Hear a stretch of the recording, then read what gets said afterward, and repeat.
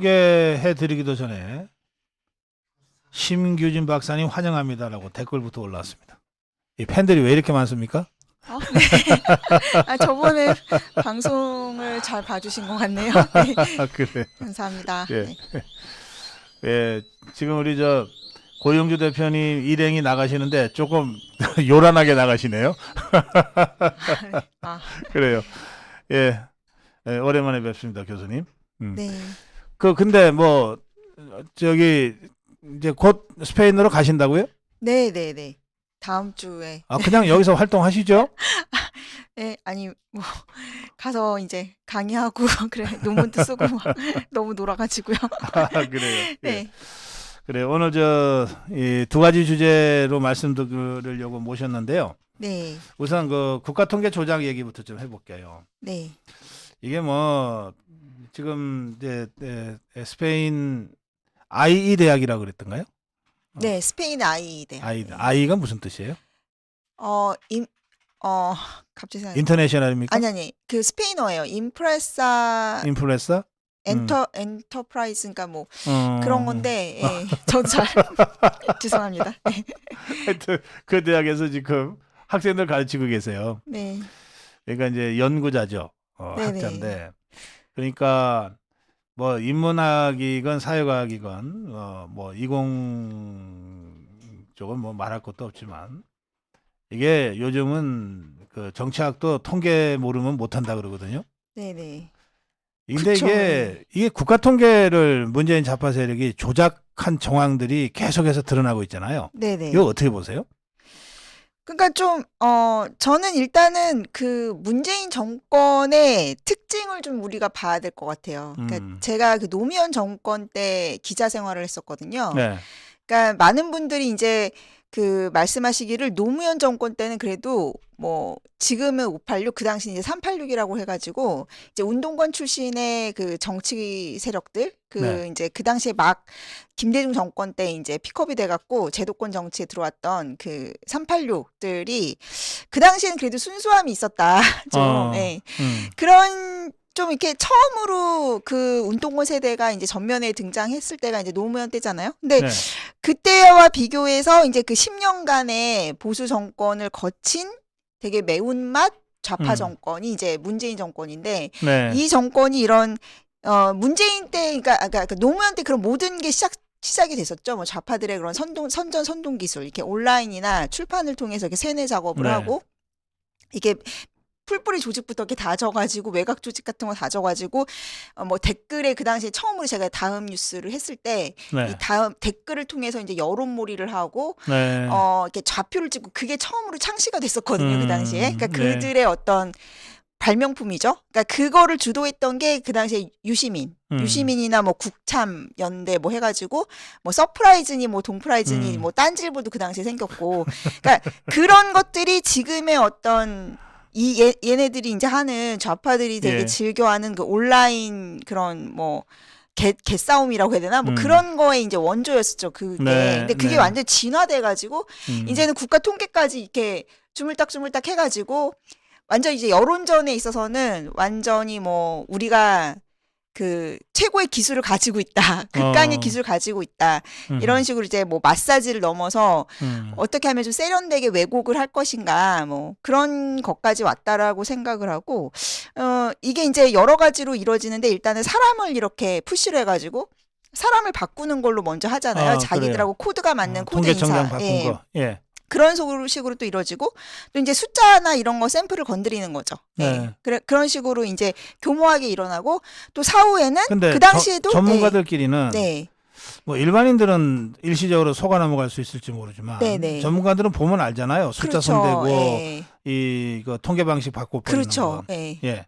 그러니까 그 당시에도 사실은 경실련에서 예. 그때도 뭐 말이 많았잖아요. 네, 말이 뭐 경실련에서. 근데 그들이 이제 또 했던 게 이제 지지율 뭐 우린 지지율 높으니까 이게 핵심 지층이 있으니까 그냥 밀어붙이는 네. 그런 방식으로 했었고 또 그 경실련이 무슨 자료 공개하라고 했을 때도 걔네들 맨날 쓰는 말 있잖아요. 이거는 뭐 법적으로 뭐 통계법상 보호가 되네 뭐 이것은 뭐 자기들이 하면 정치인이라서 뭐 공개를 할 수가 없네 이런 네. 식으로. 그러니까 약간 그런 힘의 논리로 이렇게 막 여론전하면서 선동하면서 그냥 이렇게 막가파식으로 나갔기 때문에 네. 그 당시에도 많은 문제가 제기됐었는데 이제 반대파들을 그렇게 아까 말씀드린 대로 막 좌표를 찍고 마녀 사냥을 하고 네. 그런 식으로 해코지를 하고 이런 식으로 해가지고 묻어왔던 거죠. 근데 그게 지금 터진 거죠. 저것들이 통계 조작을 한 기법이 어떤 기법입니까?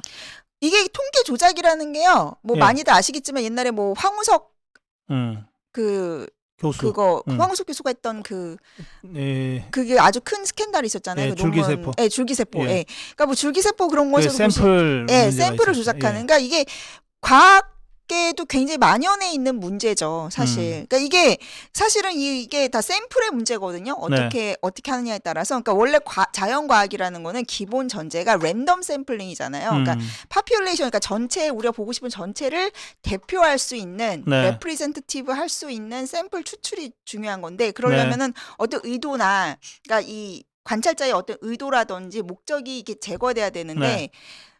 그렇지 않다는 거죠. 대부분의 경우에는 다 음. 가설을 세우고 그 가설을 검증하기 위해서 그 줄기세포도 네. 마찬가지고요. 뭐 심지어 이제 우리가 잘 아는 뭐 저기 고전 과학으로 올라가면은 그 DNA 법칙 같은 거 있잖아요. 이제 예. 그런 것도 다 조작이었다는 거잖아요. 그러니까 아하, 예. 이 이론이라는 거는 항상 그 카운터 아규먼트에 항상 이게 오픈돼 있어야 되고 또 이렇게 조작을 하지 않았을 경우에는 그러니까 굉장한 변수들이 많은 거죠. 그러니까 네. 노이즈가 많은 거고. 그래서 사실은 이제 그래서 그러니까 과학적으로 봤을 때도 이게 뭐 그 샘플이 막 70% 이상의 그런 게 나오면은 오히려 조작이라고 의심을 해요. 막 이렇게. 근데 이제 옛날에는 그 과학이 이게 태동하던 시기에는 그 연구자들이 자기 이론을 딱 만들기 위해서 네. 노이즈가 끼면은 이게 반박을 받으니까 옛날에 뭐 맨델의 법칙 그런 것처럼 그 당시에는 그런 식으로 뭐 조작을 했었던 게 되게 만연했다는 거죠. 뭐냐면 뭐 10개의 샘플이 있으면은 7개가 오케이고 3개가 아니다 그러면 그 3개를 빼버리는 거죠. 네. 예. 그러니까 왜냐면 자기의 주장을 더 솔리드하게 만들기 위해서. 그러니까 그런 식의 것이 많이 만연돼 있고 자연과학계도 그런 식의 이제 파워 어뷰즈가 되게 많은 거죠. 막 네. 교수들이 그렇게 압력을 넣거나 또 펀딩을 따려면은 자기들의 그게 맞다라는 거를 막 중시해야 되니까 그런 얘기들이 되게 많았어요. 이제 연구자들이 교수나 윗선의 압력을 받아가지고 네. 샘플은 이제 제외하는 거죠. 제일 쉬운 게. 그러니까 우리가 10번을 실험을 했는데 뭐 임상 테스트도 마찬가지인데 자기들이 원치 않는 샘플을 제거해 버리는 거예요. 그러면은 100% 효과다, 뭐 90% 네, 효과다 이런 식으로 그렇죠. 나오잖아요. 예. 수치를 맞추는 거죠. 그러니까 이것도 지금 나오고 있는 이제 뭐 그 감사원에서 포착한 정황 자체는 일단 그 부동산 그 연구자들이 압력을 받았다는 거 아닙니까? 네. 그러면 이제 압력이 이제 내려오면은 답에 맞추는 거죠. 정부가 하고 싶은 그 아규먼트에 맞춰가지고 최대한 하는 거죠. 네. 마사지를 해서 어떤 뭐 그거는 이제 감사원에서 이제 세부적으로 밝혀야 되는데 그 로우 데이터를 입수해가지고 돌려봐야지 알 수 있는 거잖아요. 네. 근데 그것도 지금 계속 막고 있었기 때문에 자기네들이 뭐 지금 김정수 옷값 이렇게 무슨 대통령 기록관실에 집어넣은 것처럼 이렇게 그 봉쇄를 해버리기 때문에 그거를 제일 중요한 건 이제 로 데이터를 이제 해서 어떤 식으로 그 조사가 그 표본 추출이 이루어졌고 그리고 이제 제가 이게 자세히 기사를 좀 보니까 그 가격 자체를 전문가들의 의견을 모아가지고 측정을 하는 거예요. 그러니까 예를 들어서 뭐 호가가 있고 여러 방식이 있잖아요. 뭐 네. 호가가 있고 실거래가가 있고 또 어떤 기간 단위로 끊을 것인지 등등 네. 여러 가지 그 변수가 있는데 그거를 다 바꾸고 또 그거를 자기네들 입맛에 맞게 해줄 사람들을 또 이제 투여해가지고 네. 그런 식으로 이렇게 마사지를 들어갔다는 정황이 있으니까 세부적으로 어떤 행위를 했는지는 이제 공개를 해서 그 감사원이 정보를 다 찾고 다 철저히 이제 감사를 해갖고 밝혀내야 될 일인 거죠. 정황이 있으니까. 네. 그래요. 알겠어요.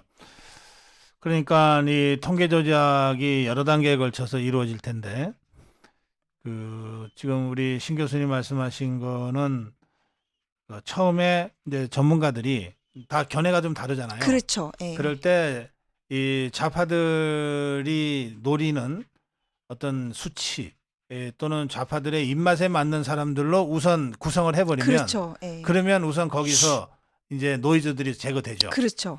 그 다음에 그런 전문가들 편향된 전문가들끼리 모아놔도 그렇죠. 이게 워낙 팩트가 달라서 도저히 뭐 어떻게 할 방법이 없을 때는 아예 통계 그 기준 자체를 바꿔버리는 경우가 있고 그 다음에 마지막으로 그래도 안 되면은 숫자까지 마사지 하겠죠. 그러니까 그게 어떤 근거에 의거해서 어떤 전문가 뭐 예를 들면 어떤 전문가들을 인터뷰를 했다던가 예. 뭐 어떤 기준 레퍼런스를 이제 밝혀가지고 음. 그거를 투명하게 해야 되는데 지금 제일 문제는 어떤 정보의 투명성이 확보가 되지 않고 있다. 예, 그게 제일 문제인 거죠. 그러니까 감사원이 이제 감사를 해서 네. 이렇게 다 밝혀낼 수밖에 없는 사안인 이게 거고. 다른 예. 나라도 이런 사례가 있습니까 혹시? 그러면 그 다른 나라 더 이상 우리가 못 나라에서는 믿을 것 같은데. 다른 나라에서는 그런 얘기를 들어본 적이 없는 것 감히 같아요. 이런 예. 범죄를 저지를 그 그렇죠. 진짜 이 무대뽀들은 그러니까 좀 이거는 약간 조금 이제 이게 우리나라의 그 경쟁력이 어떤 우리나라가 이제 급속도로 이렇게 산업화하고 네. 잘 사는 나라가 됐잖아요. 압축 성장을 하다 보니까 나타나는 어떤 빛과 그림자일 수도 있는데 이제 학계에도 그 한국인들의 파워가 되게 높아지고 위상이 높아지고 있는데 네. 되게 조금 이제 부작용이라고 해야 될까? 뭐 약간 이제 그늘이라고 한다면은 그런 뭐 하도 이게 경쟁 압력이 심하다 보니까 예. 그러니까 제가 봐도 이렇게 외국 학자들은 좀 더 여유 있게 해요. 근데 한국 사람들은 대체적으로 이제 되게 익스트라오디너리한 사람들도 있지만 뭐 좀 안 좋게 이제 약간 이제 그 외국인들이 뭐 비꼬아서 하는 얘기일 수도 있는데 이게 막 공장처럼 논문을 찍어낸다는 얘기 되게 많이 하거든요. 네, 예. 예. 그러다 보니까 그런 뭐 데이터를 많이 뭐 이렇게 중복 사용하거나 뭐 여러 가지로 이제 오용한다 그런 식의 것들이 많아서 최근에는 이제 한국인들이 너무 많이 게재를 하는 거예요, 논문을. 그러니까 그런 한국인들에 대한 견제책일 수도 있지만 어쨌든 뭐 그런 것들이 그 알겠습니다. 한국인들 때문에 이제 좀 불신이 높아져 갖고 요새는 논문 하나 게재하려고 해도 막 데이터 요구, 로 데이터 내라고 하는 데가 많아요. 그러니까 솔직히 말해서 조금 이런 식으로 통계 조작하고 이런 것도 좀 이렇게 한국에 약간 너무 국격에 비이성적인 심각한 손상. 예, 이런 스캔들이 있다는 것 자체가 좀 그렇죠. 창피한 일이죠. 예. 그 냉전 시대 때 말이죠. 냉전 시대에도 불구하고 미국이나 영국이나 이 선진 국가들은 통계를 마사지하거나 조작한 적은 없어요. 그런데 소련 통계는 우리가 못 믿는다. 뭐 다들 그거는 그냥 상식이 됐잖아요. 소련 통계, 중공 통계, 북한 통계 어떻게 믿어요? 지금도 저는 중국 통계 못 믿겠어요. 저게 뭐 팬데믹에 뭐 몇 명이 어쩌고 저쩌고 하는데 그거 어떻게 믿냐고요. 지금 북한이 무슨 통계라고 하는 게 거의 없지만 가끔 뭐 통계 수치 같은 거 나오면 그건 믿습니까? 그러니까 저건 나라감도 아닌 거예요. 그러니까 이 문재인 좌파 정권이 국가 통계를 조작했다는 것은 이게 국제사회에서 우린 나라도 아니야. 그냥 우리는 그냥 때로 몰려 사는 양아치 수준이야 라고 하는 것을 고백하는 것과 똑같은 거지. 국가 신뢰도가 정말 추락하는 일이죠. 예. 예. 그래. 하여튼 그래서 이거는 국가 근본을 흔드는 국기문란사범으로 다스려야 된다. 저는 그렇게 생각합니다. 자, 대통령 지지율 얘기 좀 하겠습니다. 지금 처음에 한 4주 전인가 한 달 전에 나오셔가지고 윤석열 대통령 지지율이 어쨌든 상승할 거다. 55%까지 상승 기대한다. 이런 말씀하셨어요? 네네. 지금 45까지 올라갔네요. 네네.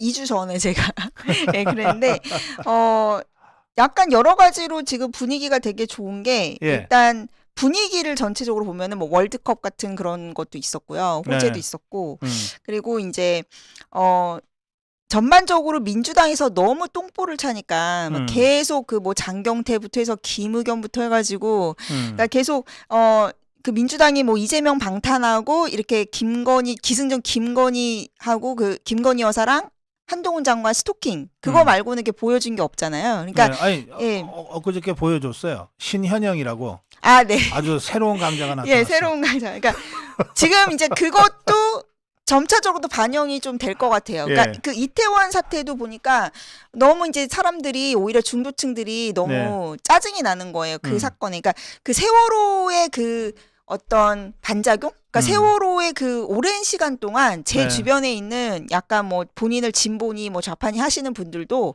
세월호라면 정말 지긋지긋하다. 이런 얘기를 많이 하세요. 예. 그러니까 그 문재인 정권이 그렇게 세월호를 잘 정치적으로 이용해 한 거지만은 이제 기본적으로 자기들도 아는 거예요. 저게 너무 정말 아니, 모르는 과하다. 건 예. 그 정상이 아니지. 정상이 아니니까 예. 이제 그 사람들이 그거를 막 다 쌓아놓고 있었던 것이 오히려 지금 이태원 그 사고에 사망자 가족들, 유가족들한테 이렇게 가는 것 같아요. 오히려 그 세월호에 가졌던 짜증과 불만이 이 사람들한테 가고 있는데 문제는 이분들이 그 상황을 잘 모르고 마치 이렇게 왜 어디 갈 곳 없는 사람들이 사기꾼한테 잘 당하듯이 자기들이 지금 울분이 처해 있고 되게 힘든 상황이니까 그런 악마의 속삭임, 그 좌파 단체들이 우리가 당신들의 힘이 돼주겠다라는 그 좌파 악마의 속삭임에 이렇게 넘어가가지고 아하. 오히려 본인들을 더 구렁텅이로 몰아넣고 있는 거죠. 자꾸 이렇게 나올수록 더 유탄을 맞는 거죠, 여론에. 네, 네. 그러니까 그 정말 불쌍한 거죠. 그 좌파 단체들한테 이용당하고 있는 거죠. 그래서 좀 그런 것들 때문에 중도층에서도 약간 이제 문제는 처음에 이제 이 윤석열 대통령 지지율이 이렇게 떨어졌을 때는 중도층들이 윤석열 대통령을 되게 강자로 인식한 거예요. 그러니까 이 사람은 승자인데 네. 왜 저렇게 막 뭐 다 이렇게 군림하려고 하고 뭐 이렇게 맞추지 않고 약간 자기 뜻대로 고집불통이고 약간 꼰대 이미지 그런 식으로 그렇게 그리고 도어 스태핑에서도 계속 막 이렇게 물어뜯었잖아요. 그러니까 약간 그런 것들이 다 이제 그 맞물리면서 중도층들이 아 저렇게 정치 신인이고 어떻게 하나 보자 했는데 너무 오만한 거 아니냐라고 이렇게 프레임이 됐었는데 오히려 그 민주당이 막 그렇게 헛발질을 하고 그다음에 화물연대가 싸움을 걸었는데 오히려 이제 윤석열 대통령이 예상과 달리 잘 이기는 모습, 승리하는 모습, 추진하는 모습을 보이니까 중도층들이 많이 이제 넘어온 것 같아요. 네. 그리고 지금 이제 이렇게 보면은 제가 이제 커뮤니티가 요새는 되게 중요하다고 했는데 왜냐면 예. 그 커뮤니티에 있는 사람들을 누가 시켜서 하는 게 아니거든요.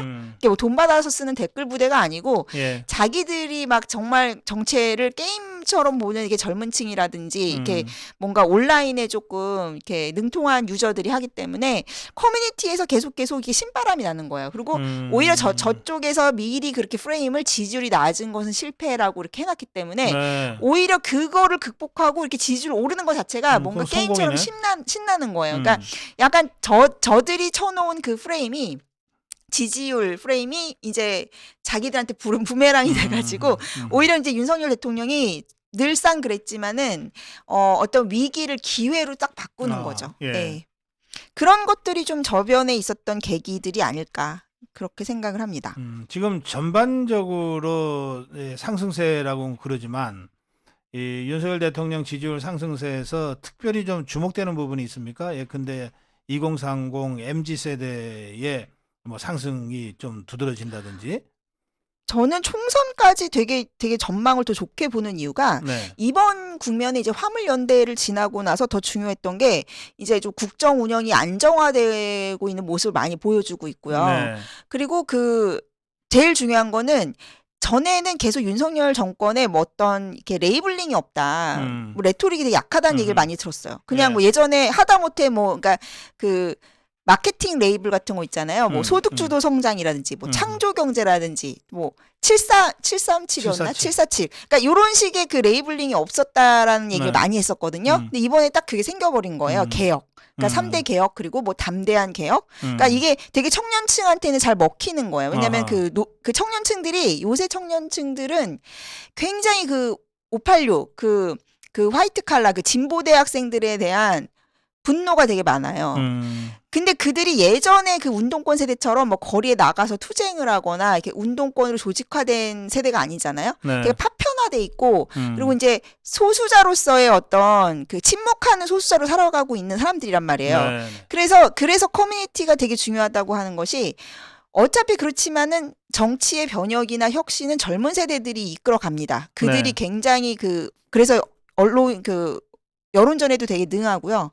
그런데 그 세대들이 지금 보니까 많이 지금 돌아오고 있는 거예요. 그러니까 이준석 때 떠났던 그 청년층들이 이제 개혁, 우리가 믿을 거는 이렇게 변화를 일으켜줄 사람은 이준석이 아니라 우리가 속았구나. 이준석과 그 뭐 개혁 보수니 뭐 따뜻한 보수에 속았구나 하고선 다시 이렇게 윤석열 대통령이 이렇게 개인기로 딱 돌파하는 모습이라든가 그런 리더십을 보여주고 뚝심을 보여주니까 우리가 이제 믿을 거는 윤석열이 만들어내는 변화겠구나. 이 정부가 만들어내는 변화로 그 구태, 기득권 그 화이트 칼라 진보 대학생들의 그 허위 의식을 정말 우리가 타파할 수 있겠다. 그런 게 굉장히 컸다라고 생각을 하고 예. 다음으로는 중도랑 여성층이 돌아왔다는 거. 근데 그거에는 이태원 참사가 되게 큰 역할을 했다고 생각해요. 아, 그래요? 예, 그건 아까 설명하신 네. 그런 맥락에서. 그렇죠. 네. 중도층들이 그 이태원 참사를 그 민주당과 그 좌파 진영이 똑같이 세월호 재탕을 하고 있는 거에 대해서 어허. 아주 그냥 이제 꿰뚫어 보고 있는 거죠. 그게 굉장히 컸다고 생각해요. 그리고 이번에도 신현영 뭐 사건에 변한 게 대해서 하나도 없대. 저 그러니까 한마디로 말하면 그 이번에 무슨 그 조정훈 의원이 되게 좋은 말씀하셨던데 요새 젊은 세대들은 노잼을 싫어하고 보상을 원하고 그다음에 즐기기를 원한다는데 그러니까 항상 그 새로움을 원하는데 그 세월호 재탕에서 무슨 새로움이 있습니까? 그러니까 너무 식상하잖아요. 그러니까 그리고 맨날 나와서 그 하는 그 심파쇼 같은 거에 이제 시청률이 떨어지는 거죠. 그러니까 저쪽 시청률이 너무 떨어져 버린 거예요. 그런 식의 해꼬지, 맨날 뭐 김건희 여사 해꼬지, 뭐 포르노니 뭐니 하면서 말도 안 되는 해꼬지라고 항상 또 한동훈 장관 해꼬지 하잖아요. 그러니까 그게 너무 이제 계속 반복되니까 이제는 중도층들이 뭐 한동훈 장관에 대해서 뭐라고 음해를 하든 뭐 여사에 대해서 뭐라고 음해를 하든 뭐 지겨운 거예요. 똑같은 그 뇌절이 그러니까 요새 뇌절이라고 하는 게 이제 계속 반복한다는 얘기인데 그걸 싫어해요. 약간 젊은 층은. 그래서 여성층도 이제 보니까 그런 면에서 많이 올라온 것 같아요. 그러니까 윤석열 대통령을 예전에 강자로 봤는데 하도 그 지지율이 이게 낮았던 그 국면이 그 서사를 만들어낸 거죠. 뭔가 이 사람이 이렇게 막 승리자 같지가 않고 되게 불리한 환경에서 고군분투하는 예, 좀 안쓰럽고 짠한 마음, 그러니까 그런 거를 그런 서사를 좋아하거든요, 여성들은. 네, 예, 그러니까 이렇게 지지율 자체가 올랐다는 것 자체를 약간 이제 혼자서 막 고군분투하고 또 이태원 참사도 있고 악재들을 뭐 화물연대니 모든 적들이 막 이렇게 괴롭히는 그거를 뚫고 가는 어떤 히어로의 모습으로 여성층들이 좀 바라보는 것 같다. 예. 그런 생각이 들고 제일 중요한 거는 이제 세 번째로는 정통 보수층. 그러니까 뭐 예를 들면 정규재 씨라던가 뭐 조갑재 씨 같이 약간 좀 어르신 세대에서 스피커 역할 하시는 분들이 예. 이준석을 굉장히 옹호하는 층들이 꽤 있었어요. 그러니까 되게 웃긴 게 그게 왜 그러냐면은 근데 그분들이 유승민은 되게 싫어하세요. 그러니까 유승민은 이제 탄핵 트라우마를 되게 딱 직접적으로 건드리는 인물이니까 유승민에 대해서는 안티 감정이 있었는데 이준석은 나이가 어리잖아요. 그러니까 이준석을 상대적으로 탄핵 프레임 이런 거에 좀 자유로운 거예요. 어린애니까. 그리고 이준석이 무슨 뭐 여성 공격하고 장애인 공격하고 되게 안티 PC 하는 게 뭐 되게 선명 우파처럼 느껴지는 거죠. 그 뭐 따뜻한 개혁 보수 유승민 뭐 좌파 같은 유승민하고 다르게. 그래서 이준석은 좀 다르다. 새로운 보수의 주자다 이러면서 이렇게 손주보듯이 좋아했던 그 층이 있었는데 좀 네. 그런 거를 감안해서 또 이준석이 대놓고 자기는 뭐 유승민을 지지한다라고 막 못했었거든요. 눈치를 보면서. 네. 근데 지금은 이제 보수층에서도 돌아오고 있는 거죠. 그 이준석이 이제 이 씬에서 사라지고 입을 다물고 있으니까 그러니까 보수 내에서는 이준석이 유승민보다는 자기 좀 지분이 있었던 건데 지금은 이제 유승민이 이제 그 이준석의 롤을 이어받아서 빌런 역할을 하고 있잖아요. 그러니까 이제 그런 정통 보수들도 오면서 거의 지금 대선 때 이제 뽑았던 그 48% 그 부분들이 계속 오고 있다. 뭐 이렇게 보시면 될 것 같아요. 그래요. 알겠습니다. 저는 이제 물론 이제 우리 신규진 교수가 말씀하신 것하고 뭐 크게 봐서는 이제 같은 얘기일 텐데 네네. 아까 3대 개혁을 네. 이제 새로운 이 레이블링으로 만들어낸 것 같다. 이 과정에서 뭐 그것도 의도적으로 한 거라기보다는 그렇죠. 자연스럽게. 기획적 작품이라기보다는 흐름 속에서 만들어낸 것 같다. 이런 말씀하셨는데. 근데 저는 그보다 더 본질적이고 핵심적인 것은 역시 법과 원칙 네. 아니었나 싶어요. 그리고 이제 그게 그냥 대통령이 법과 원칙 외치면은 아무런 울림이 없지만 화물연대의 집단운송 거부, 민노총의 총파업, 뭐 연대 파업, 그다음에 이 더불어민주당 좌파들의 그것과 관련된 정치적 연대 막 이런 전방위 총공격이었잖아요. 네. 여기에 사실 어느 역대 정권도 이런 식의 총공격을 막아내고 버텨낸 정권이 없거든요. 그렇죠. 예, 그런데 지지율도 제일 낮은. 네, 질줄 낮은. 예. 그리고 뭐 정치 경험도 거의 없는 이런 윤석열 대통령이 그걸 버텨낸 거예요. 버텨냈는데 버텨낸 힘이 법과 원칙이잖아요. 뭐 경찰력을 동원한 것도 아니에요. 무슨 공권력을 동원한 것도 아니라고요. 무슨 저 명박상선 같은 걸 쌓은 것도 아니거든요. 그냥 법과 원칙 하나 가지고서 이걸 버텨내는 걸 보고 이제 윤석열 대통령이 그 정치 입문 이후에 줄곧 얘기해 왔던 그게 법치, 공정 뭐 이런 거잖아요. 정의 이런 것이 그냥 하는 말이 아니구나. 이게 실제로 구현될 수 있구나. 이런 것들을 이제 체감하면서 사실 이런 대목에서는 뭐 꼭 우리 자유파만 아니라 중도도 그 법 무시하고 법보다 주먹 먼저 내세우는 자들 때문에 얼마나 고생하고 상대적 박탈감이 컸어요.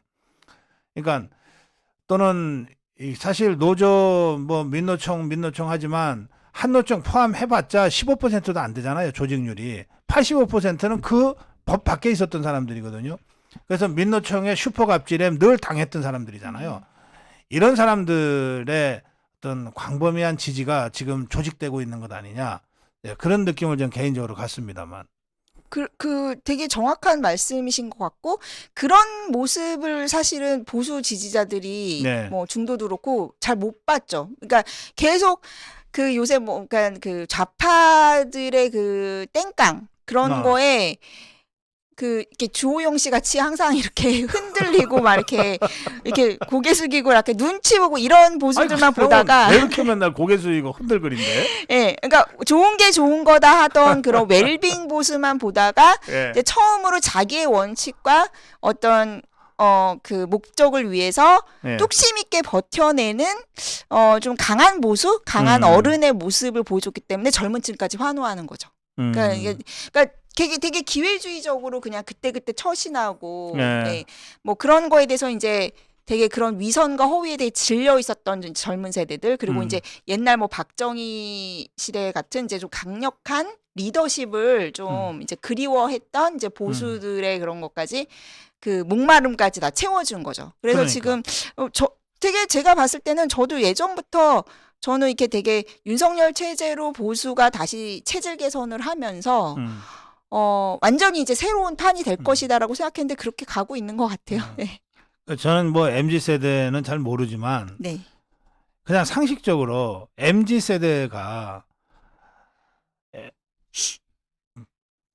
그냥 그 MZ 세대라고 좀 놀려고 어슬렁거리는 이 기성 정치인들 좋아할 것 같지 않아요. MZ 그렇죠. 세대 흉내 낸답시고 절대 하는 네. 거 좋아할 것 같지 않아요. 네. 그러니까 대통령이든 국회의원이든 장관이든 자기가 세운 원칙을 일관되게 뭐 누가 뭐라 그러건 밀고 가고 또 그것이 MZ 세대가 보기에 정당하고 또 우리 사회를 위해서 필요한 일이다. 그런 일을 하는 사람이다. 라고 생각하면 지지가 올 것 같아요. 그 MZ 세대가 무슨 별종입니까? 그러니까 새로운 세대들은요. 굉장히 이제 좀 실용적인 세대고요. 제일 싫어하는 게 걔네들이 그 극혐한다 막 이러는 게 뭐냐면은 그 꼰대가 꼰대 아닌 척하는 거 되게 싫어하는 거예요. 그 박원순 같이 이렇게 걔네들 제일 싫어하는 거가 뭐 스윗하다라는 걸 되게 싫어하거든요. 아 그래요? 예. 그래서 그 층들이 뭐 오세훈 씨도 되게 싫어하는데, 그러니까 뭐 이렇게 잘 보이려고 가식 떨고 쇼하는 걸 되게 싫어하고요. 가식적인 거 싫어하는구나. 그러니까 오히려 그러니까 이재명 씨도 좀 이렇게 젊은 층에 어필했던 부분이 뭐냐면, 그러니까 그 젊은 친구들이 좋아하는 거는 당장 나한테 이 사람이 무슨 도움을 줄 것이며 이 사람이 하는 행동이나 이런 것이 나와 이해관계가 일치하느냐를 보는 거예요. 그러니까 그때 뭐 여가부 폐지 그 5줄 하나로 그때 막 확 올랐잖아요. 그러니까 젊은 애들이 좋아하는 게 막 사이다 이런 걸 좋아해요. 이렇게 스윗하게 막 아부 떨고 알랑거리는 거 별로 안 좋아하고요. 사이다를 좋아하는데 그 사이다 코드에 이제 이재명 씨도 그렇고 뭐 윤석열 대통령도 좀 맞는 부분이 있잖아요. 이렇게 눈치 안 보고 딱 하는 거. 근데 이재명 씨는 왜 조금 먹히는 부분이 있었냐면 이재명의 캐릭터는 뭘로 치냐면은 왜 그런 거 있잖아요. 왜 동네 핸드폰 가게 아저씨인데 자기한테 되게 쿠폰 같은 거 잘 챙겨주는 거예요. 그리고 뭐 할인 이벤트 하면은 아주 부지런하게 고객 관리를 열심히 잘하는 거죠. 그러니까 되게 영업력이 좋은 아저씨. 저 아저씨가 뭐 과거에 뭐 조폭 출신이었던 것 같기도 하고 뭐 욕도 잘하고 뭐 이러는 것 같긴 한데 나한테는 도움이 된다는 거죠. 뭐 기본소득 짝짝 그런 싸주고. 사람은 핸드폰 가게를 계속 해야 돼. 영업사원으로 그렇지. 가야죠. 예. 이거 아, 저 딴짓하면 안 돼. 안타까워요. 이쪽이 여기가 아닌데, 아닌데. 예, 여기가 아닌데. 예. 저희 가서 놀아야지. 아니, 그러니까 이재명 씨의 그 정치의 그거는 개인기는 그거잖아요. 영업력. 이렇게 전화하고 뭐 협박을 하거나 욕설을 하거나 아니면은 막 돈으로 회유하거나 뭐 이런 거잖아요. 그러니까 그런 식의 이제 요새 젊은 애들은 탈이념적이기 때문에 네. 그런 이재명 씨의 영업력을 실용이라고 보는 거죠. 그리고 이제 윤석열 대통령 같은 경우는 지금 젊은 세대들이 지금 열광하는 거는 그 정신, 알바노 정신, 이렇게 눈치 보지 않고 자기 소신껏 한다.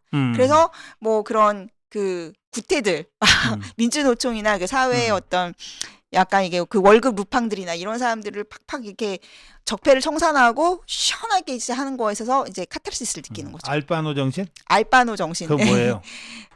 내가 알게 뭐야 그거예요. 그러니까 약간 그러니까 지금 보면 그 이태원 참사 같은 경우도 뭐 세월호 때부터 마찬가지지만 이제 젊은 친구들은 그거에 질리는 거예요. 왜 나한테 강요해? 그렇지. 예. 그러니까 저번에도 여론조사 때도 그게 확연히 달랐어요. 그러니까 그 나이 든 층들은 이거는 뭐 정부의 책임이야. 뭐 정부가 잘못하고 있어. 그렇지만 걔네들 그렇게 생각 안 해요. 그거는 젊은 애들이 오히려 이태원에 놀러 간 사람들의 책임이다라고 생각을 해요. 그게 되게 다르게 나왔거든요. 그러니까 젊은 친구들은 왜 나한테 강요를 해? 그럼 슬픔을 강요를 결국은 해? 이렇게 되는 거지. 4050이 그 고립되겠네. 아직도 586에 이 매몰되어 있는 586에 그 인질로 잡혀 있는 이 4050들이 있잖아요.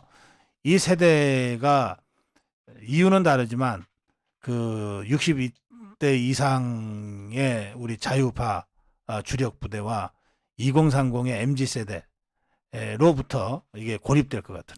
그래서 저는 이제 그 4050의 그 주류가 좀 이제 달라지는 거죠. 그러니까 뭐냐면 그 자기들이 막 주류의식을 갖고 있었던 그 진보 대학생들이 이제 그 어떤 그 이제 윤석열 정권이 이제 계속 지지율이 높아지고 인기를 얻게 되고 주류 교체가 되면 자기들이 주류라는 생각을 안 하게 되면은 이 대우에서 막 이탈하게 되는 거죠. 그래서 그리고 주류 교체가 약간 저는 나타날 것 같은 게 그래서 저는 한동훈이나 딱 그 한동훈이나 조정훈 같은 그런 정치인들이 딱 그 세대거든요. 그러니까 딱 그 70년대생 그리고 딱 그 골수 진보 대학생 의식을 가지고 있는 사람들인데 이제 그 사람들이 이제 진보 대학생이 뭐예요?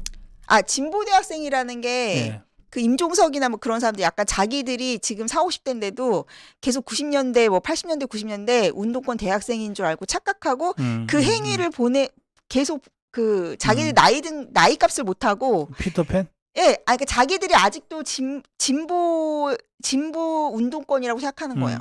그러니까 이게 나이가 들면 나이 든 만큼의 그 경험과 연륜을 가져야 되는데 계속 자기들이 사회 정의를 위해서 싸우는 진보라고 생각하고 있는 거예요. 여전히 책임을 안 지고 계속 그러니까 자기들 절대 선이라는 선민의식에 빠져 있고 그래서 그거를 MZ 세대나 이렇게 젊은 친구들이 조롱하는 의미로 진보 대학생이라고 부르는 거예요. 나이는 들었지만 아직 대학생 수준이다. 그러시구나.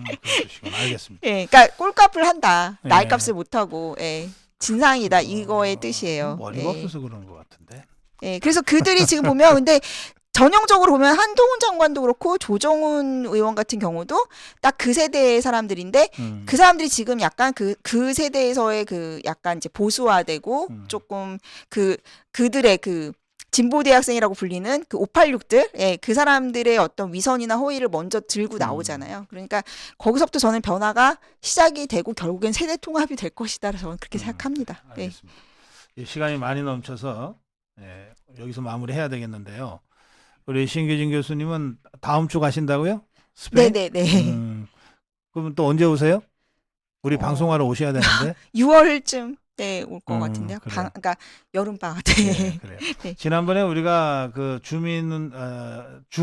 네네. 줌으로 우리가 화상 대담을 했고 뭐 그게 그렇게 뭐 어려운 것도 아니고 하지만 역시 그래도 대담은 직접 이렇게 스튜디오 네. 나오셔서 네. 예, 이게 즉문즉답으로 하는 게 제 맛이라서 예, 다음을 기약하고 오늘 보내드려야 되겠는데 우리 고성구 TV 시청자들께 마무리 인사 말씀 겸 오늘 대담 마무리 말씀 좀 아, 부탁드립니다. 네. 예, 그동안 저기 잘 시청해 주셔서 감사하고요. 뭐 계속 이렇게 윤석열 정부 성공을 위해서 많은 뭐 지지 보내주시고 고성국 TV에도 많은 지지해 주시면 더 지지율도 많이 오르고 예, 더 보수파가 더 단단해지는 예, 쪽으로 갈 것 같습니다. 네, 감사합니다. 네, 말씀 잘 들었습니다. 예.